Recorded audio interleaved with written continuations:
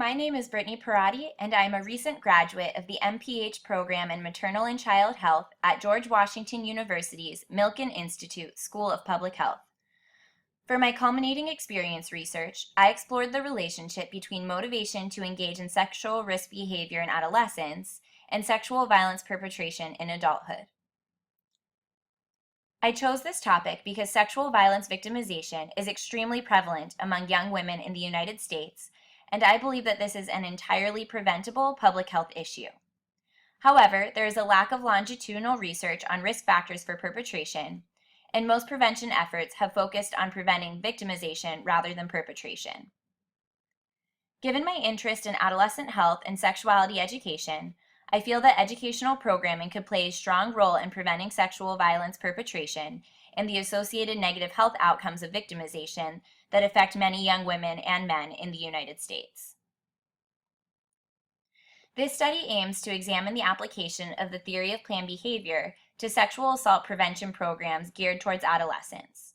Specifically, the objective is to determine if the attitudes, subjective norms, and perceived behavioral control that adolescents hold in regards to sex are predictive of their sexual violence perpetration status in adulthood, and whether or not alcohol use may impact this relationship.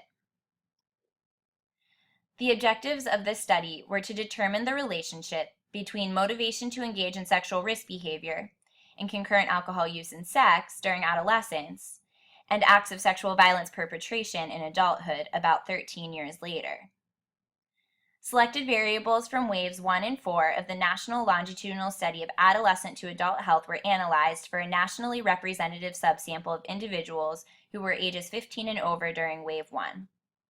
Both cross-sectional and longitudinal bivariate analyses were conducted to explore these relationships using Stata 14. Statistically significant differences were found between male and female motivations to engage in sexual risk behavior during adolescence, as well as in the type of information they received on sexual and reproductive health topics in school.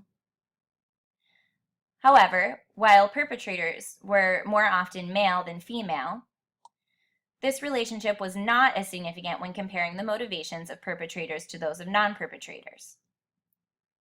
Although reported motivations did not differ significantly between perpetrators and non-perpetrators, concurrent alcohol use and sexual behavior was found to have a significant long-term relationship with sexual assault perpetration, and perpetrators reported a greater frequency of engaging in risk behaviors when under the influence of alcohol into adulthood as well.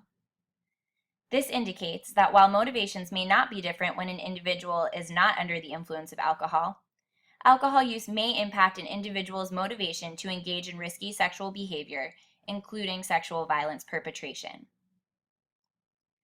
These results are important for informing prevention programming because they point to essential topics that should be covered in prevention programs.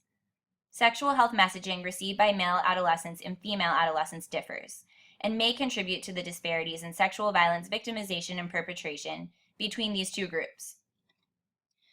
Equitable messaging, as well as education on the link between alcohol use, sexual violence, should be integrated into prevention programming to educate young people on the harmful impacts of concurrent alcohol use and sex before they adopt these behaviors. Additionally, I recommend that the theory of planned behavior be adopted as a framework for study designs, as well as a framework for prevention program development. If you have questions about my research, please contact me at parati@gwu.edu. Thank you.